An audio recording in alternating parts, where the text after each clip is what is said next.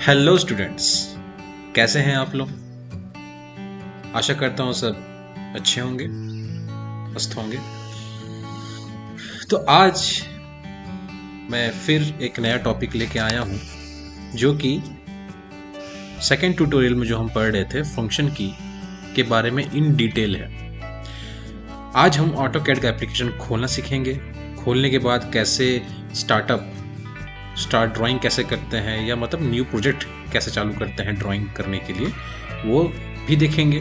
और साथ ही साथ में ऑटोकैड के कुछ इंटरफेरेंस के बारे में समझेंगे। तो आज का जो टॉपिक है वो इंटरफेरेंस मतलब ग्राफिक्स जो ऑटोकैड का है और फंक्शन की का इन डिटेल हम बातें करेंगे। तो चलिए चालू करते हैं। तो चलिए मैं ऑटोकैड को बूट करता हूँ। देखिए ऑटोकैड कैसे बूट करते हैं, है ना। जो जानते हैं बहुत अच्छी बात है, जो नहीं जानते हैं तो सिंपल इसको आप डबल क्लिक करके खोल सकते हैं। जैसे खोलेंगे तो आपको दिख रहा है स्क्रीन पे ऑटोकैड का ये पॉपअप होके स्क्रीन पे दिख रहा है जो लिखा है ऑटोडेस्क ऑटोकैड 2021। ठीक है, नीचे यहाँ पर लोडिंग हो रहा है ना। तो जैसे ये लोड हो जाता है ना, तो देखिए आपके स्क्रीन में इस तरह से मैं आपको जो दिखाया था पहला ही वाले ट्यूटोरियल में, है ना, कि ऑटोकैड खोलने के बाद कैसे स्क्रीन दिखता है। तो अभी यहाँ रिसेंट डॉक्यूमेंट से जो मैं प्रोजेक्ट्स कर रहा हूँ वो फिलहाल आपको दिख रहे हैं, क्योंकि एज ए मैं बाय प्रोफेशन एक सिविल इंजीनियर भी हूँ, है ना, एमटेक इंस्ट्रक्चर हूँ। तो इन पैरेलल मेरे प्रोजेक्ट्स भी चलते हैं और क्लासेस भी चलते हैं मेरे अंबिकापुर में, है ना, जो मैं ट्रेनिंग प्रोवाइड करता हूँ सिविल इंजीनियरिंग स्टूडेंट्स को, मैकेनिकल स्टूडेंट्स को, है ना, और अदर स्ट्रीम्स को। पर स्पेसिफिकली मैं मास्टर हूँ सिविल इंजीनियरिंग के कोर्सेज पे, जिसमें मैं AutoCAD, Revit, 3ds Max, Lumion, ETABS, 3ds Max, Coohom, Blender, SketchUp, ऐसे कई सॉफ्टवेयर सीखता हूँ। जैसे डिमांड आती है स्टूडेंट्स लोगों की उसके हिसाब से मैं बताता हूँ। ठीक है, तो अभी जो डिमांड है बेसिक है वो क्या है, ऑटोकैड। ठीक है, तो चलिए स्टार्ट करते हैं। तो स्टार्ट करने के लिए सिंपल सा आपको यहाँ पर एक जगह दिख रहा है स्टार्ट ड्राइंग। तो स्टार्ट ड्राइंग में हम जैसे क्लिक करेंगे, पर उसके पहले आप देख लें यहाँ पर नीचे दिया है टेम्पलेट। तो टेम्पलेट में बाय डिफॉल्ट यहाँ पर देखिए जो हाईलाइट कर रहा है ACAD ISO.DWT। तो .DWT मतलब क्या है, यहाँ पर ड्राइंग टेम्पलेट को शो करता है।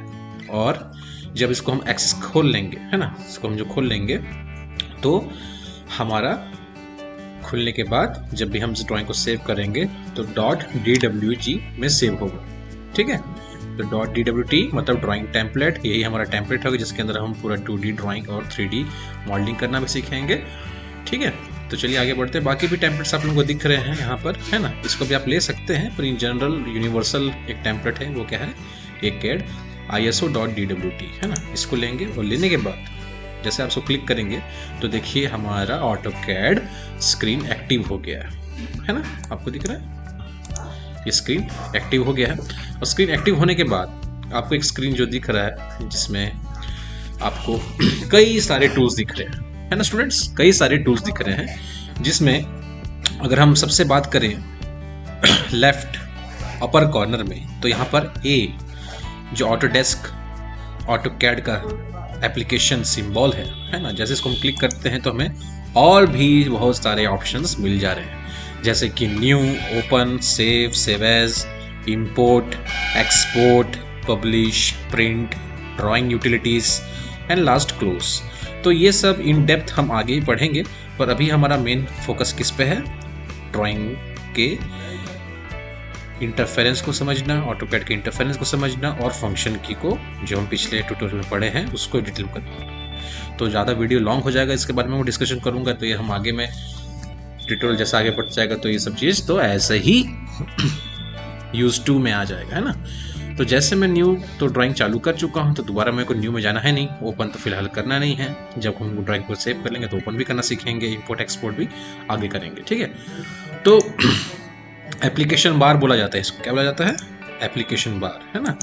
एप्लीकेशन बार के जस्ट राइट साइड में देखेंगे तो ये शॉर्टकट्स आइकन्स दिख रहे हैं, जिसको हम बोलते हैं standard tool bar, quick access tool bar बोला जाता है इसको। ठीक है, और भी बहुत सारे आप यहाँ से टूल्स को एक्टिव करके यहाँ पर एक्सेस कर सकते हैं, है ना।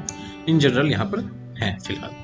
फिर बीच वाले एरिया में आ जाते हैं, तो ये है अपना टाइटल बार, है ना, जहाँ पर आपका ड्राइंग का नाम आपको दर्शाया जाता है, दिखता है, और फिलहाल लिखा हुआ है drawing1.dwg, ठीक है, बताया था थोड़ा पहले। जैसे हम खोलेंगे तो .dw नाम से शो करेगा, और ड्राइंग 1 तो बाय डिफ़ॉल्ट नाम 1 सीक्वेंस नाम से है, हम सेव एज करके या सेव करके अपने नाम से या प्रोजेक्ट के नाम से सेव कर सकते हैं।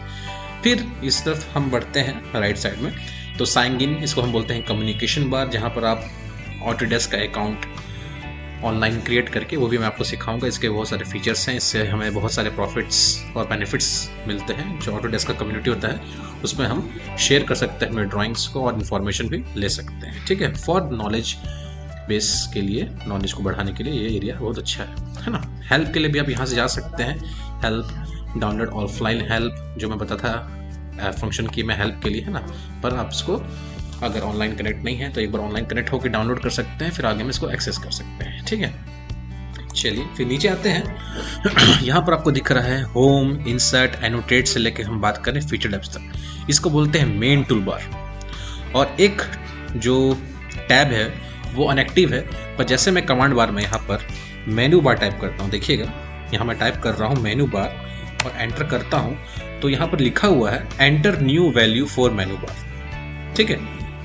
आज हम कमांड बार का भी देख रहे हैं यूज़, है ना। पर यहाँ पर मैं एक जस्ट कमांड डाला हूँ मेनू बार, जो कि गायब है या हाइड हो चुका है। किसी किसी लैपटॉप में पहले से रहता है, किसी किसी के लैपटॉप में इनकेस इंस्टॉल होने के बाद तो नहीं रहता है। तो आप मेनू बार कमांड में टाइप करें और जस्ट यहाँ पर 1 डालें तो ये ऑन हो जाएगा। तो ऑटोकैड और कंप्यूटर के लैंग्वेज में 0 मतलब ऑफ होता है, 1 मतलब ऑन होता है। तो 1 जैसे मैं देखिए टाइप किया तो ऊपर में एक और नया टैब आया, थोड़ी देर पहले देखे होंगे। अगर आप थोड़ा सा बैकवर्ड रिवाइंड करके देखें तो ये था नहीं, है ना, अभी है।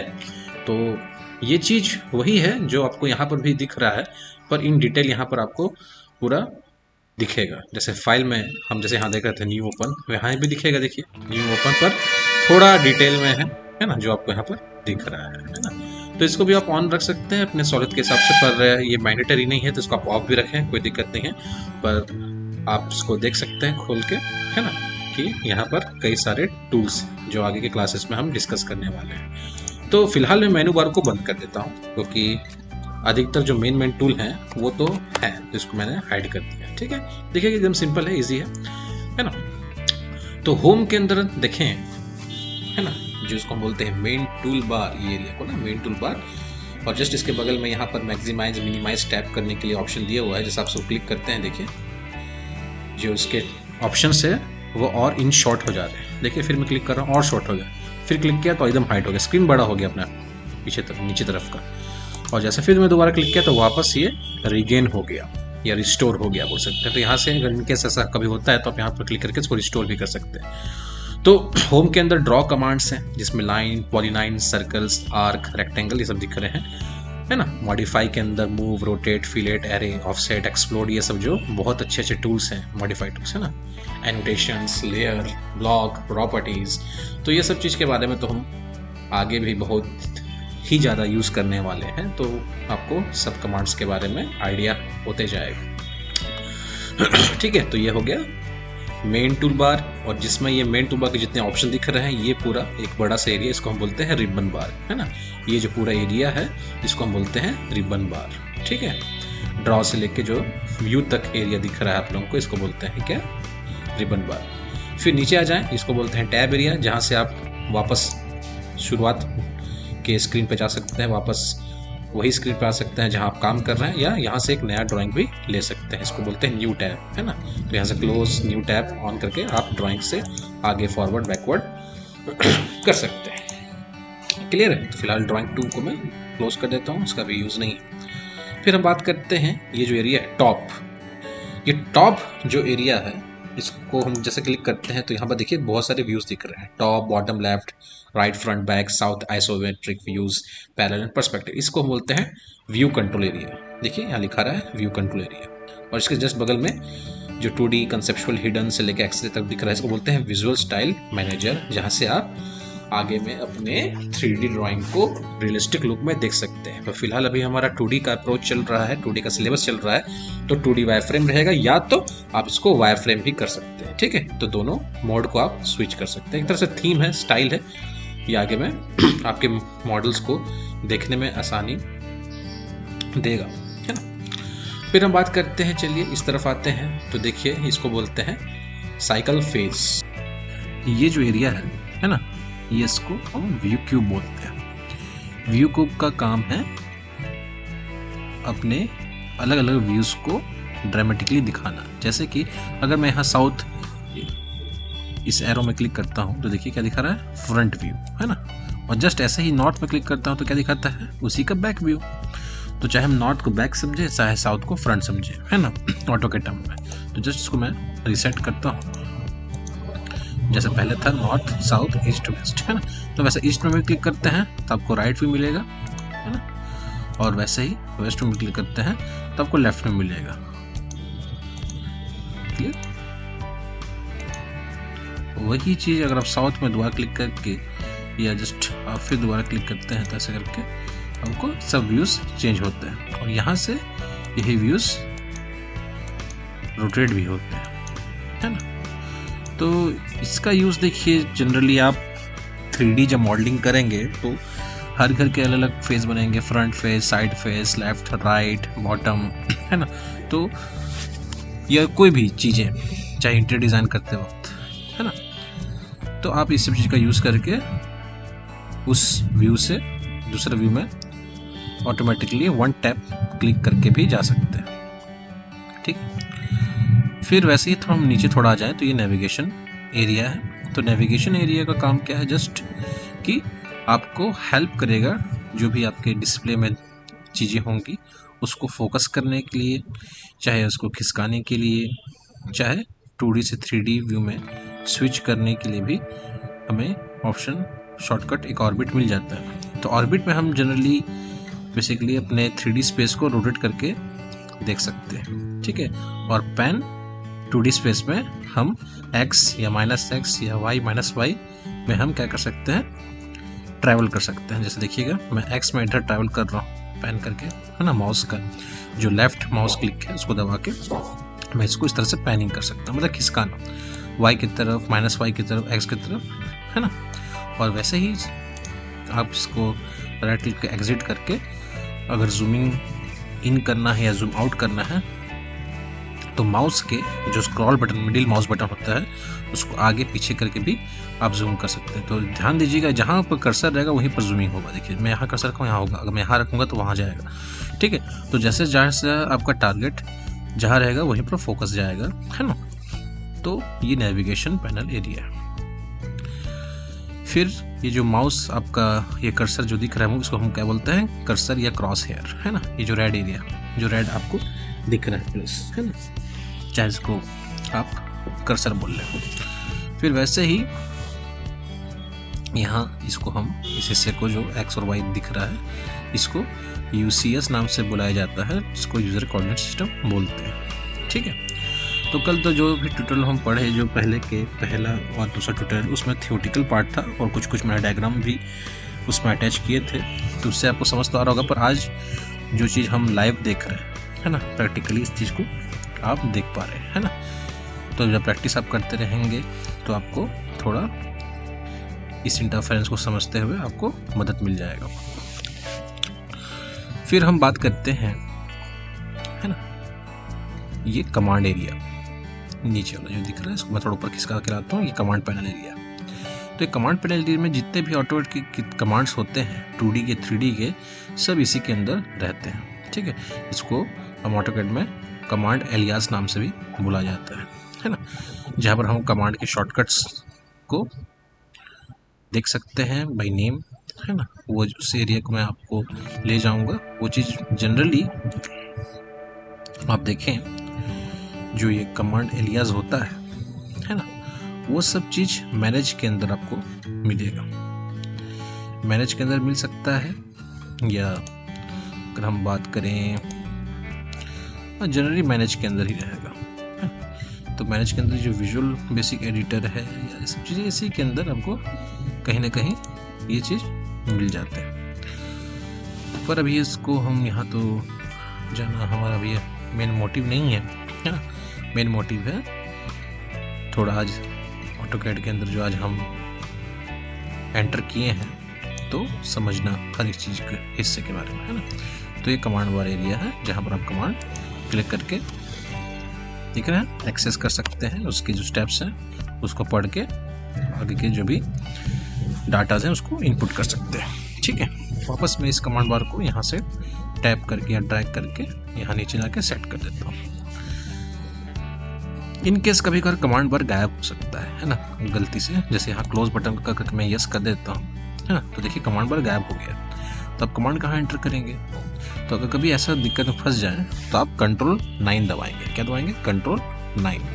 देखिए कंट्रोल 9 दबाया तो वापस आ गया, और दोबारा कंट्रोल 9 दबाएंगे तो फिर बंद भी हो जाएगा, है ना, तो ये ध्यान रखें। तो बंद हो गया चाहे आ गया, है ना, तो दोनों मोड से आप कंट्रोल +9 दबा के वापस लाना जाना कर सकते हैं। ठीक है, फिर हम थोड़ा नीचे आए, इस नीचे वाले एरिया में, मॉडल वाले एरिया में, या स्टेटस बार बोला जाता है इसको, है ना। तो यहाँ पर कई तरह के छोटे छोटे आइकन्स दिख रहे हैं आपको। जैसे देखिए यहाँ पर क्या लिखा है, ग्रिड मोड। तो फंक्शन की का अधिकतर जो F1 से F1 से नहीं, F3 से बोला जाए, F3 से लेकर F12 तक जितने भी फंक्शंस हैं वो यहीं से एक्टिव होते हैं और यहीं से डिस्प्ले होते हैं, जिसको आप बंद या चालू कर सकते हैं F1 F2 दबा के, जो भी हम आगे में दिखने वाले हैं, है ना। पर इस एरिया को हम स्टेटस बार बोल सकते हैं। और यहाँ पर एक सेटिंग का सिंबल है जहाँ से आप 2D मोड से 3D मोड नहीं बोल सकते, 2D modelling tools and 3D modelling tools से स्विच कर सकते हैं। ठीक है, ये भी हम करना सीखेंगे आगे। बाकी जितने भी ऑप्शंस ऑन हैं, यहाँ से आप जो ये 3 हॉरिजॉन्टल लाइन दिख रहे हैं, यहाँ क्लिक करके इसको आप कस्टमाइज़ भी कर सकते हैं, बंद चालू कर सकते हैं। फिलहाल जितने चीज़ एक्टिव दिख रहे हैं उसको आप ऑन रखिएगा, है ना। फिर हम बात करते हैं फंक्शन की के बारे में, है ना। तो फंक्शन की को आज हम थोड़ा प्रैक्टिकली करके देखते हैं, है ना। तो जैसे पहला जो फंक्शन है वो अपना क्या है, F1 है ना।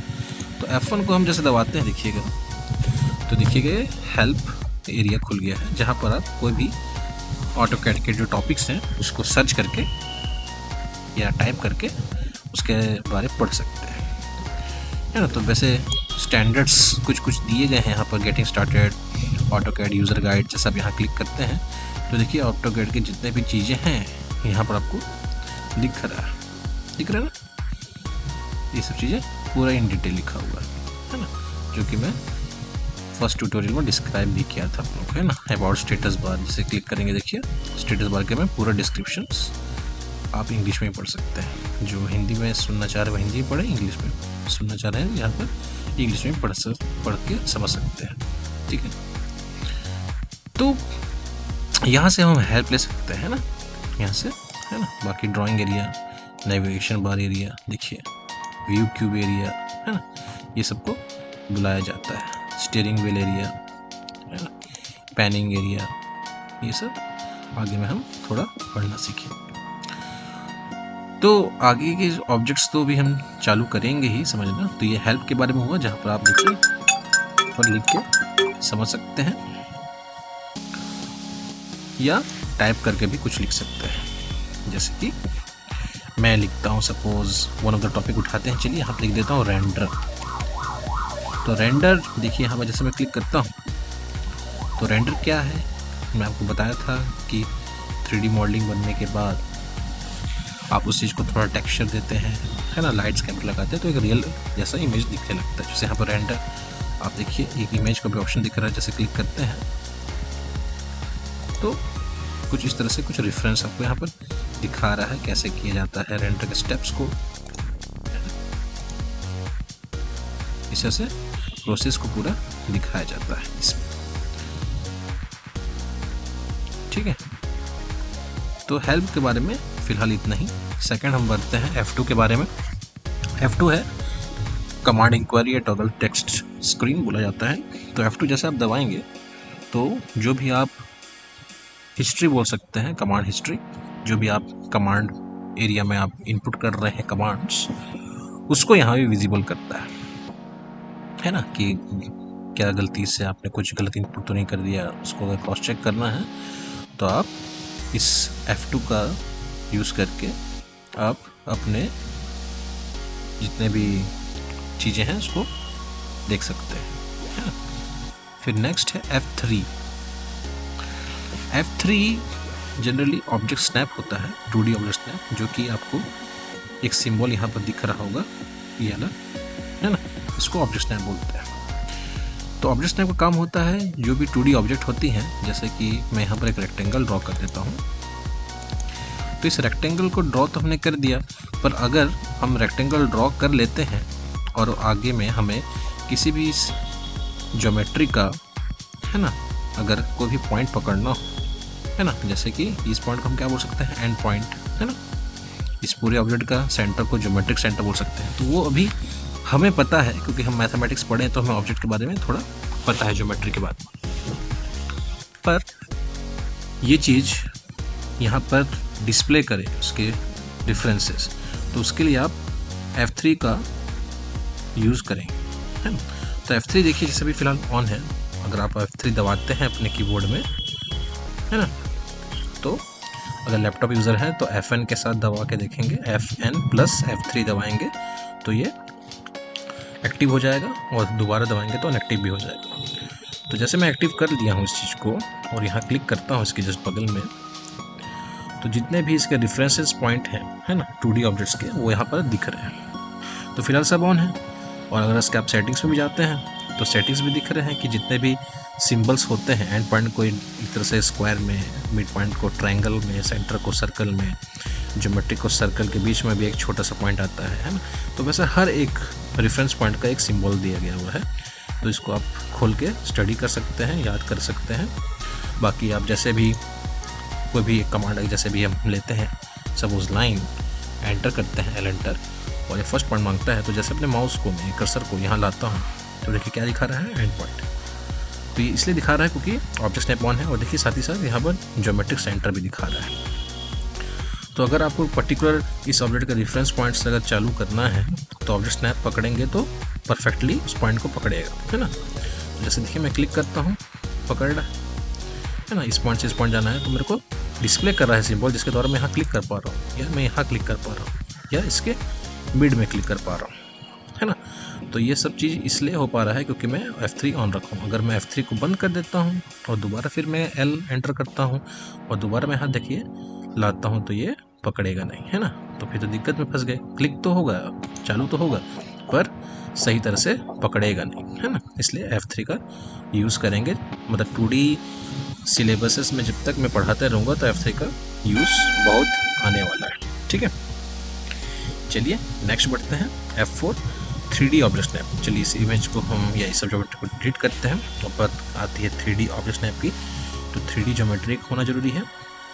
तो 3D मोड में या 3D व्यू में जाने के लिए मैं टॉप से सीधा कोई सा भी आइसोमेट्रिक व्यू ले लेता हूँ। तो आइसोमेट्रिक व्यू में जो अपनी UCS से दिखेगा X, Y और Z में अब शो हो रही है, मतलब ये 3D स्पेस है। तो 3D स्पेस के लिए मैं एक ऑब्जेक्ट लेता हूँ, सपोज एक बॉक्स से कमांड हो गया, है ना, 3D कमांड। तो फर्स्ट कॉर्नर बोल रहा है, तो चलिए मैं क्लिक करता हूँ, सेकंड कॉर्नर आसपास कहीं भी क्लिक करता हूँ, और थर्ड हाइट आसपास में कहीं भी क्लिक करता हूँ। और क्लिक करने के बाद ये हमने पढ़ा कि एक नेविगेशन टूल होता है ऑर्बिट, जिसका शॉर्टकट की है shift plus middle mouse button, है ना। Shift plus middle mouse button को दबा के रखेंगे और कर्सर को या अपने माउस को अगर थोड़ा मूव करते हैं, देखिए ऑर्बिट कर रहा है, ऊपर नीचे करके देखेंगे, जैसे जैसे गेम खेलते हैं वैसे। तो आप अपने हर फेस को आराम से क्या कर पा रहे हैं, ऑर्बिट के थ्रू देख पा रहे हैं। अब इसी चीज़ को थोड़ा और रियलिस्टिक में देखना है, तो हम जान रहे हैं विजुअल स्टाइल मैनेजर होता है, ये कंट्रोल होता है, जहाँ पर आप इसको रियलिस्टिक करके भी देखेंगे, थोड़ा ये 3D ऑब्जेक्ट में हाईलाइट हो रहा है ना, जिसमें थोड़े सॉलिड जैसा दिख रहा है। आप देखेंगे तो और थोड़ा एक सॉलिड जैसा व्यू में मिल रहा है, क्लियर। पर ये तो चलो हो गया, पर बात आती है जब काम की 3D स्पेस में, तो हमें 2D ऑब्जेक्ट स्नैप को तो ऑन रखना ही है, जो कि यहाँ से ऑन है, और साथ ही साथ F4 का भी हमें उपयोग करना पड़ेगा।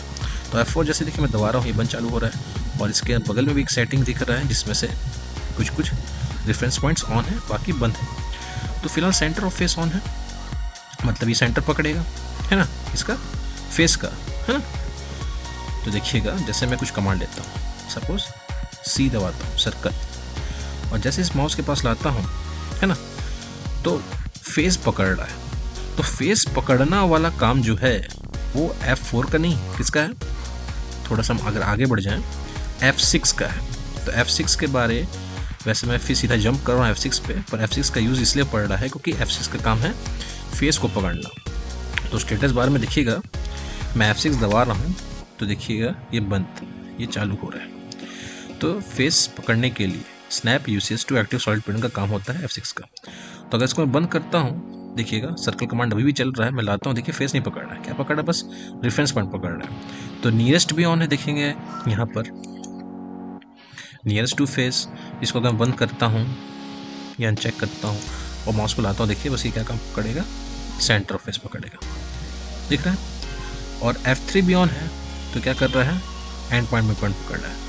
तो अगर मैं F3 भी बंद करता हूँ तो थोड़ा और रिफाइन होकर दिखिएगा, ये बस क्या कर रहा है, सेंटर को पकड़ रहा है। तो सेंटर भी अगर पकड़ना चाह रहे हैं और आप फिर F3 को फिर ऑन करते हैं तो इसका एंड पॉइंट को भी आप पकड़ सकते हैं, है ना। F3 जैसे मैं दबाता हूँ, देखिए इसका ये एंड पॉइंट को दिख रहा है यहाँ पर ना, ठीक।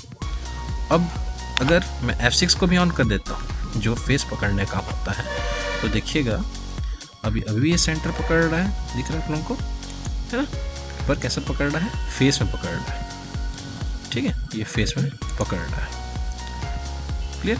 पर F6 को मैं बंद कर देता हूँ और कहीं भी अगर क्लिक करता हूँ, देखिए कैसे बन रहा है, फेस के पैरेलल नहीं बन रहा है ना, फेस के परपेंडिकुलर बन रहा है, मतलब XY प्लेन बन रहा है।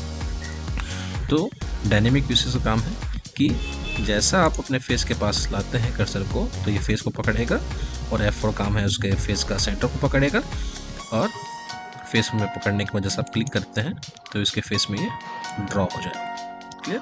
तो ये F6 का काम है। तो 3D मॉडलिंग जब चालू होगा तो हमें कभी कभी ऐसा होता है कि हमें एक ऑब्जेक्ट से दूसरे ऑब्जेक्ट के फेसेस में ड्रॉ करके कोई 3D ऑब्जेक्ट बनाना हो, तो जब 2D ऑब्जेक्ट उसके फेस से बन जाता है तो हमें एक कमांड डालते हैं, है ना, एक्सट्रूड एक कमांड होता है जिसमें हम 2D ऑब्जेक्ट को सिलेक्ट करके एंटर करके आगे बढ़ते हैं, तो वो ज्योमेट्री से 2D ज्योमेट्री से 3D ज्योमेट्री में कन्वर्ट हो जाता है ना। जैसे देखिए फिर से मैं डालता हूँ, इस सर्कल क्लिक करता हूँ, दिख रहा है ये हो रहा है। तो अभी तो कोई शेप रैंडमली बन रहा है, और आगे में हमें जैसे कुछ रेलिंग बनाना हो, सीलिंग डिज़ाइन बनाना हो, फर्नीचर बनाना हो, कॉलम बीम्स, है ना, कुछ भी ऐसा चीज़ बनाने हो, हैंडल्स चेयर के, है ना, तो उस समय डायनेमिक यूसेज का काम बहुत पड़ेगा, है ना, और एक्सट्रूड का भी, है ना।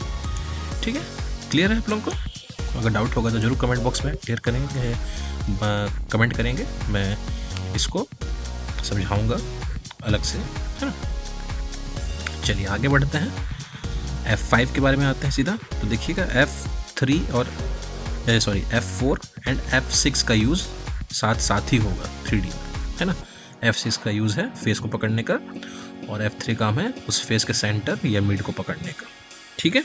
चलिए आगे बढ़ते हैं, F5 के बाद बात करते हैं। तो F5 का काम क्या होता है जनरली, आइसोमेट्रिक जब ड्राइंग हम ड्रॉ करते हैं तो उसके प्लेन जो होते हैं अलग अलग प्लेन में बनते हैं। तो वैसे 3 तरह के प्लेन होते हैं, टॉप, लेफ्ट एंड राइट।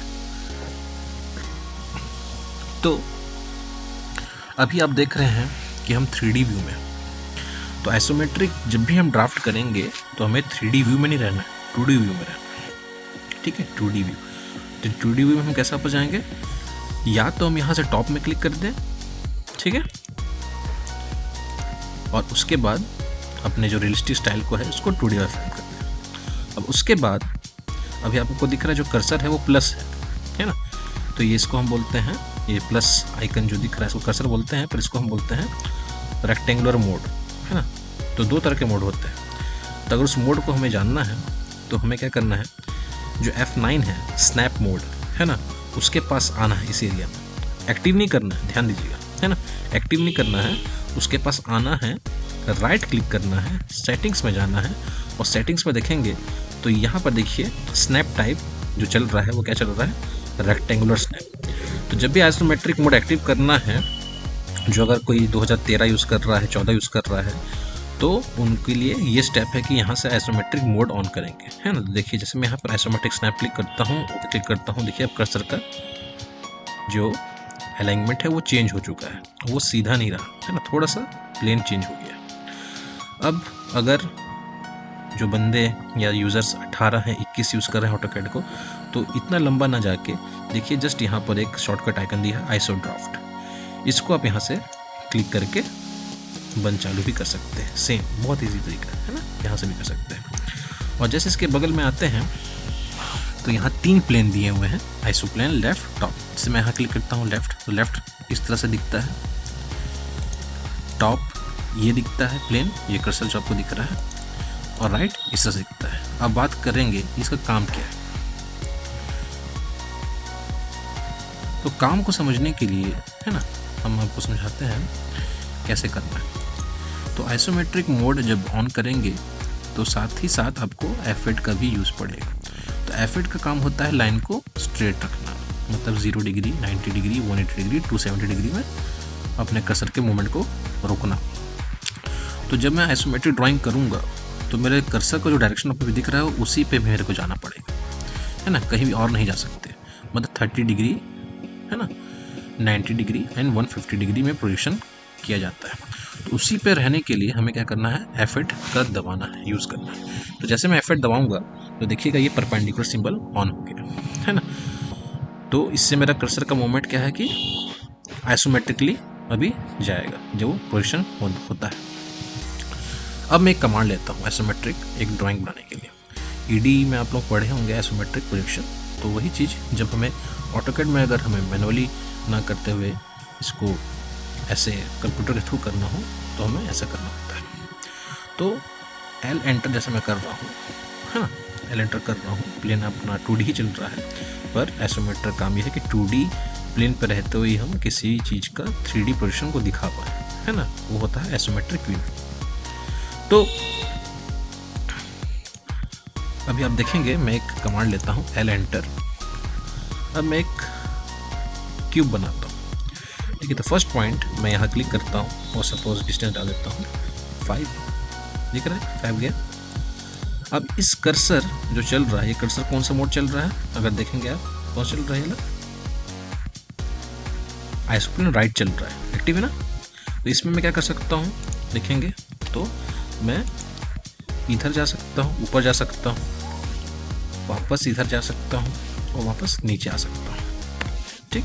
तो सोचिए एक सॉलिड का एक फेस बन गया, है ना। अब हमें दूसरा फेस बनाना है तो हमें क्या करना होगा, F5 का अब यूज़ करना पड़ेगा। जैसे मैं देखिए F5 दबाता हूँ, देखिए कर्सर का मूवमेंट प्लेन चेंज हो गया। प्लेन किस पे आ गया देखेंगे आप, राइट ही में है, हा?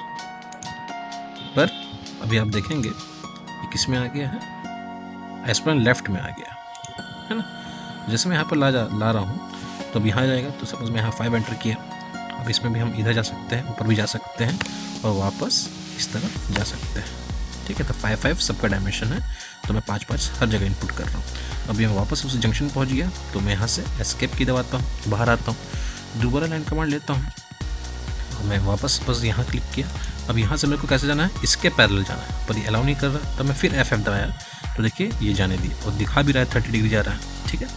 तो मैं फिर 5 एंटर किया और फिर इस तरफ ला के 5 एंटर किया और फिर एस्केप किया। तो देखिए आइसोमेट्रिक अपना तैयार हो गया, आइसोमेट्रिक अपना रेडी है ना।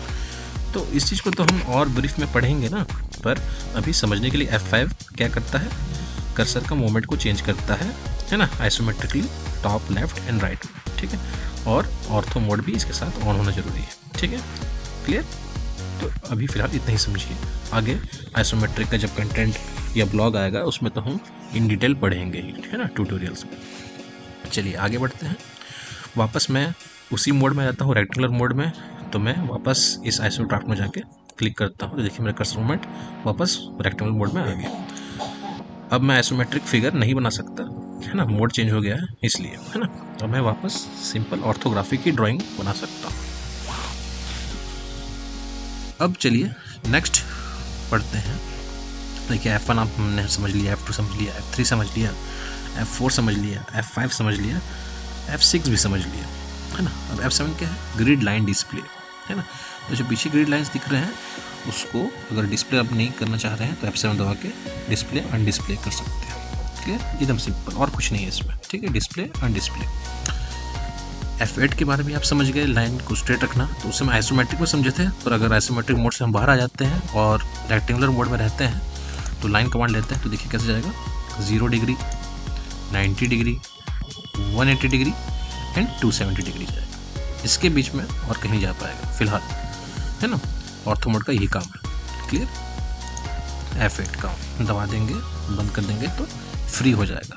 अगर ऑर्थो मोड बंद है तो ये फ्री रहेगा, आप कहीं भी जा सकते हैं, 30, 40, 41, 42 किसी में जा सकता है, ठीक है, पर एकदम फ्री रहता है। Next F9। F9 काम क्या है, स्नैप मोड। स्नैप मोड काम होता है जो कर्सर आपको दिख रहा है इसको रिस्ट्रिक्ट कर देगा। यहाँ पर जो ग्रिड लाइंस दिख रहे हैं आपको, है ना, ग्रिड के जंक्शंस वहाँ फिक्स कर देगा। तो उसको समझने के लिए जैसे मैं F9 दबाता हूँ और देखेंगे यहाँ पर F9 एक्टिव हो गया। राइट क्लिक करता हूँ, जैसे अभी हम थोड़े पहले गए थे, तो आइसोमेट्रिक मोड में इसको मैंने ऑन नहीं किया था। अब मैं F9 का समझने के लिए इसको मैंने ऑन किया है, सेटिंग्स में गया। अब उस बार हम यहाँ पर फोकस किए थे, अब हमें यहाँ फोकस करना है ऊपर में, देखिए। तो स्पेसिंग क्या चल रहा है, 10-10, 10 यूनिट्स 10 यूनिट्स, क्योंकि यहाँ पर इक्वल चल रहा है ना। इसको मैं चेक करता हूँ, सपोज यहाँ मैं डालता हूँ 5, ठीक है। तो यहाँ पर जो पकड़ने का स्पेसिंग है ग्रिड का वो क्या हो जाएगा, x के तरफ 10 और y के तरफ 5, ठीक है। अब जैसे इसको मैं ओके करता हूँ और कोई भी कमांड लेता हूँ, सपोज लाइन, तो आप देखेंगे ये x के तरफ क्या पकड़ रहा है। देखिए यहाँ से थोड़ा फोकस करें, x के तरफ क्या पकड़ रहा है, 10, y की तरफ 5 पकड़ रहा है, ठीक है। आपको x में देखिए क्या पकड़ रहा है, 10, और y की तरफ क्या पकड़ रहा है, 5, 10, 5। तो अगर ऐसा सिमेट्रिकली आपको बढ़ना है, x में 10 रख देते हैं, y में 5 रख देते हैं, तब आपको स्नैप मोड का यूज़ करना है। तो फिलहाल अगर डाटा अनइक्वल है या बार बार वेरी हो रहे हैं तो इस मोड को तो आप बंद ही रखें, ठीक है। तो फिलहाल मैं इसको बंद कर देता हूँ, ठीक है। समझ आया। सेटिंग्स में जाना है, स्पेसिंग निर्धारित करना है, इक्वल चाहिए तो इक्वल ऑन रख देंगे, ओके करेंगे। जो भी कमांड आप लेंगे तो वो स्पेसिंग में पकड़ेगा। क्लियर, एक्स में और वाई में, ठीक है। इसको डिलीट करते हैं, F9 दबा के इसको मैं दोबारा अनएक्टिव कर लेता हूँ, ये बंद हो गया। नेक्स्ट है F10, polar trekking. Polar trekking काम है एंगल को पकड़ना, है ना, स्पेसिफाइड एंगल्स जो स्लॉट दिए गए होंगे। तो देखिएगा F10 में दबाता हूँ, जैसे F10 दबाता हूँ तो ऑर्थो मोड बंद हो गया। तो कि इसके अंदर भी एंगल कम हो रहा है और ऑर्थो मोड के अंदर भी क्या होता है, 0, 90, 180, 270 पकड़ता है। तो F10 अगर आप दबाते हैं तो F8 बंद हो जाएगा, और F8 दबाते हैं तो F10 बंद हो जाएगा। तो क्योंकि पोलर ट्रैकिंग में 0 डिग्री तो पकड़ेगा ही, 90 तो पकड़ेगा ही, 180 पकड़ेगा ही, इसलिए। तो अगर मैं यहाँ से देखूँ तो स्लॉट यहाँ पर 5 से लेके 10, 15, 18, 23, 30, 45, 90 तक दिया हुआ है।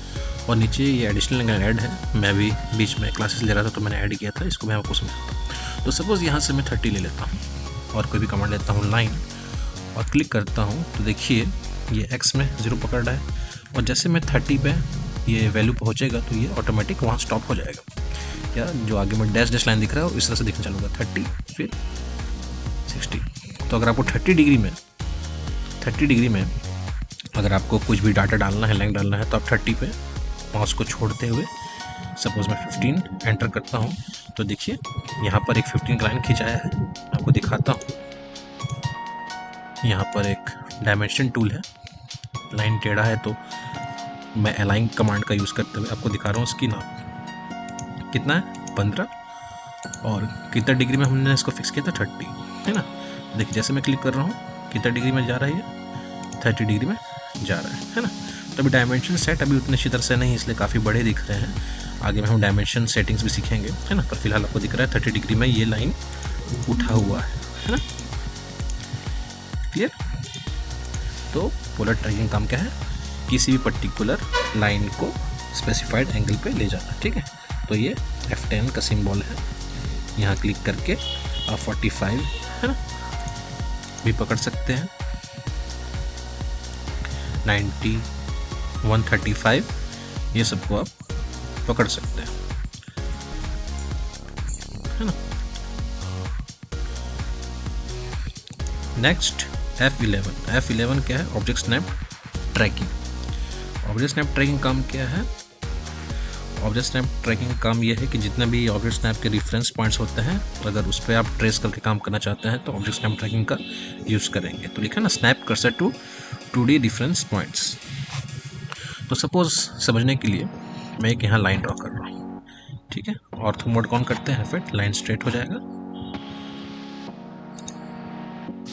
सपोज मैं 10 यूनिट्स का एक लाइन बनाता हूँ, और अगर मैं फिर से एक कमांड लेता हूँ दोबारा लाइन, तो देखिएगा F11 में दबा रहा हूँ, देखिए बन चालू कुछ हो रहा है, ये दिख रहा है आपको ऑब्जेक्ट स्नैप ट्रैकिंग। तो ये भी फिलहाल ऑन है। तो ये ऑन रहते हुए अगर मैं जैसे देखिएगा माउस को यहाँ पर लाता हूँ, F3 भी ऑन है ये, है ना। तो देखिएगा जैसे माउस को लाता हूँ तो ये देखिए क्या हो रहा है, ट्रेस हो रहा है, दिख रहा है। तो इससे क्या है, अलाइनमेंट अपना मेंटेन रहेगा, है ना, कि आप अपना कर्सर को इस तरह से रख के ऊपर अलाइन कर रहे हैं। तो इससे क्या है, परफेक्शन आएगा, है ना, कि उस पॉइंट से इधर जा रहा है ना, उस पॉइंट से उधर जा रहा है। तो आप यहाँ पर ऐसे लाते हुए क्लिक करेंगे तो देखिए एकदम सीधा में क्लिक हुआ। और वैसे ही अगर इसका मिड ट्रैक करना है तो बस माउस को अभी हम मिड में लाइए, क्लिक नहीं करना है मिड के पास ना, बस माउस को यहाँ मिड पे लाइए, और जैसे आप ऊपर मूव करेंगे तो देखिए मिड को भी ये ट्रेस करिए। तो ट्रेसिंग जैसा काम है ना, ट्रेसिंग जैसा काम हो रहा है। सपोज मैं यहाँ भी क्लिक कर दिया, फिर यहाँ से माउस को लाया, देखिए ट्रेसिंग हुआ, ये क्लिक किया। तो इससे क्या हुआ, बिना वैल्यू डाले या डाटा डाले भी आप यहाँ से यहाँ ट्रैवल कर सकते हैं ट्रेसिंग के हेल्प से। क्लियर। सब सर्कल है, सेंटर है, आप सर्कल ले रहे हैं तो सर्कल का इस सेंटर को भी आप ऐसे करके ट्रेस करके बना सकते हैं, दिख रहा है ना। तो ये हुआ ऑब्जेक्ट स्नैप ट्रैकिंग। क्लियर। तो ऑब्जेक्ट स्नैप ट्रैकिंग का जस्ट है ट्रेसिंग करना रेफरेंस पॉइंट्स को, है ना, अलाइनमेंट को मेंटेन करना। फिर नेक्स्ट है F12 है डायनेमिक इनपुट। तो डायनेमिक इनपुट मतलब मैं आप लोगों को सेकंड ट्यूटोरियल में बताया था फंक्शन की में, कि जो भी आप इनपुट कर रहे हैं वो कर्सर के पास होगा, और जो भी लाइन का लेंथ और एंगल है वो भी आपको कर्सर के बगल में दिखेगा। तो देखिएगा ये F12 का सिंबल है, ये दिख रहा है। तो ये ऑन करने के बाद भी कभी काम नहीं करता है, तो उसके लिए आप यहाँ पर राइट क्लिक करके इसके सेटिंग्स में जाएंगे, और सेटिंग्स में जाने के बाद इन दोनों को ऑन करेंगे, है ना, ये enable pointer input and enable dimension input. इसके बाद इसके सेटिंग्स में जाके आप यहाँ पर ये सेटिंग रख लेंगे, absolute coordinates and Cartesian coordinates, है ना। इसके बारे में और बताऊंगा मैं कोऑर्डिनेट सिस्टम जब चालू होगा। तो फिलहाल पॉइंटर इनपुट में एब्सोल्यूट एंड कार्टेशियन रखेंगे, और इनेबल डायमेंशन इनपुट में सेटिंग्स में जाके बाद शो 2 डायमेंशन मतलब लेंथ और एंगल को दिखाएगा। इतना अगर ओके करेंगे, अब देखिए अगर मैं इसको बंद कर देता हूँ और मैं लाइन ड्रॉ कर रहा हूँ, तो कुछ भी इसका रेफरेंस दिखा रहा है? कुछ नहीं दिखा रहा है। या कुछ भी कमांड एंटर कर रहा हूँ, कहाँ एंटर हो रहा है? कमांड बार पे हो रहा है। पर जैसे इस ऑप्शन को मैं इस ऑप्शन को ऑन कर रहा हूँ F12 का, तो देखिएगा कि जो भी कमांड एंटर कर रहा हूँ वो कर्सर के पास हो रहा है, उसके स्टेप्स भी कर्सर के पास आ रहे हैं, और कुछ भी मैं लाइन ड्रॉ कर रहा हूँ तो उसका लेंथ और एंगल भी शो हो रहा है ना। तो आई होप आप लोग को F1 से लेकर F12 तक आप लोग को समझ आया होगा फंक्शन कीज़ के बारे में। और कुछ भी अगर आपको डाउट्स हैं तो ज़रूर कमेंट करिएगा, मैं उसको क्लियर करने की पूरी कोशिश करूँगा आने वाले ब्लॉग्स में भी और पर्सनली। तो I hope you like it, तो सो प्लीज़ लाइक करिएगा, शेयर करिएगा, सब्सक्राइब करिएगा। तो आने वाला 4th वीडियो में जो स्टिकर वो यूनिट सेटअप, डायमेंशन सेटअप और कोऑर्डिनेट सिस्टम के बारे में। सो प्यार बनाए रखिएगा, कमेंट जरूर करिएगा, लाइक जरूर करिएगा। आशा करता हूँ ये वीडियो आपको बहुत पसंद आया हो। ठीक है, ओके।